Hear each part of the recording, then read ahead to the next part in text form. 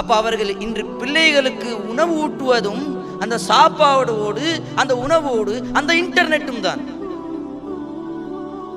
அதற்காக தான் பெருசான பிறகு அவங்க ஒரு ரீல்ஸை போட்டு ஆடிக்கிட்டு பாடிக்கிட்டு இந்த மாதிரி தவறான விஷயத்தில் இருக்கிறார்கள்.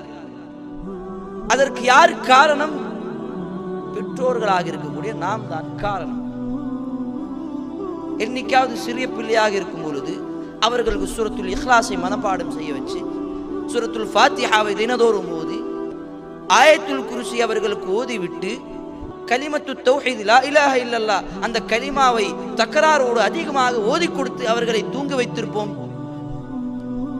அப்படி இருந்தால் மாஷா அல்லாஹ். ஆனால் அப்படி விரல் விட்டு நில்லாம் அதுவும் கிடையாது என்று கூட சொல்லலாம்.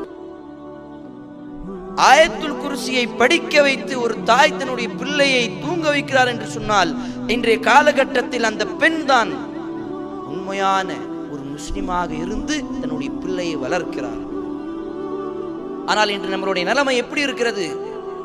பெற்றோர்களாக இருக்கக்கூடிய நாம் பிள்ளைகளுக்கு சாப்பாடு கொடுப்பதை விட, பிள்ளைகளுக்கு கல்வியை கொடுப்பதை விட போன் தான் கொடுக்கின்றோம். இந்த இணையதளத்துடைய பாதிப்பின் மூலமாக தான் அவர்கள் தவறான விஷயத்தில், ஹராமான விஷயத்தில், இன்னும் சொல்ல போனால் ஒரு படி மேல இஸ்லாத்தை விட்டு வெளியேறக்கூடிய காரியங்கள் எல்லாம் பார்த்து கொண்டு கேட்டுக்கொண்டு அதை தன்னுடைய வாழ்க்கையில் செயல்படுத்திக் கொண்டிருக்கிறார்கள் இதே பிள்ளைகள். இதுக்கு யார் காரணம்? பெற்றோர்கள் ஒரு ஆலிம் சாப்பிட்ட அல்லது ஒரு முஃப்திட்ட ஒரு இமாம் சாப்பிட்டு அதிகமாக வரக்கூடிய சந்தேகம், ஒரு குற்றம், ஒரு ஒரு கேள்வி, அவர்களுடைய ஒரு கோரிக்கை, அவர்களுடைய ஒரு கொஸ்டின்ஸ் என்ன இருக்கும்?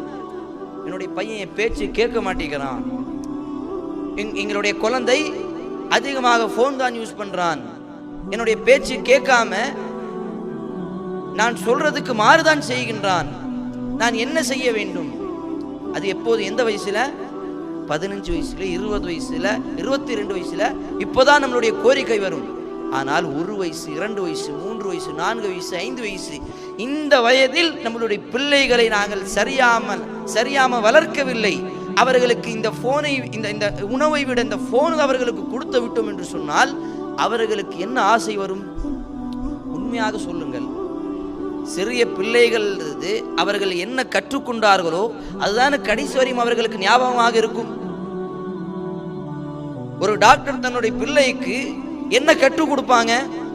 ஃபேன் இப்படி மாட்டணும், லைட்டை இப்படி மாட்டணும், அப்படியா கற்றுக் கொடுப்பாங்க? அவனிடத்தில் இருக்கக்கூடிய கல்வி அவன் கற்றுக்